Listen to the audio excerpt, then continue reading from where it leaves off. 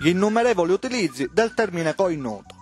Coinnuto: individuo a cui sono spuntate due escrescenze ossee di forma conica sulla parte frontale del cranio, causate da rescissione del giuramento di fedeltà di una delle parti all'insaputa dell'altro. Questo epiteto viene generalmente rivolto a datori di lavoro, arbitri ciechi, medici incompetenti, vigili urbani che prendono percentuali sulle multe fatte, automobilisti scaltri e a chiunque faccia un torto. Varrumpiti coen. Preambolo contenente insinuazioni sulla fedeltà del compagno altrui e successivo invito a lesionarsi da solo la prova di tale tradimento.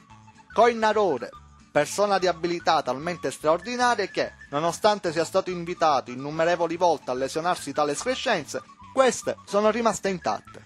Coinnuto e baisoniato: non solo il compagno o la compagna di vita si sta sollazzando con qualcun altro, ma una volta scoperto, lui o lei aggredisce pure la parte lesa perché è ritenuta troppo assillante. Travagliare come un coinnuto: lavorare tanto come bestie da soma dotate di escrescenze ossee.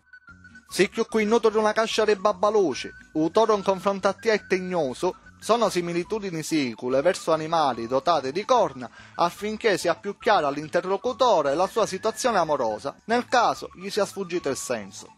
Varicci coinnuto a topatri: comunicazione per delega ad individuo riguardo l'infedeltà della madre alludendo al fatto che il soggetto a cui è rivolto sia figlio di una meretrice.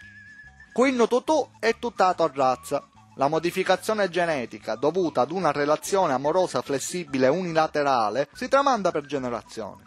Se il padre o la madre è stato coinnuto, ci sono statisticamente maggiori possibilità che anche i figli posseggano nel proprio DNA il famoso cromosoma cornuto Y.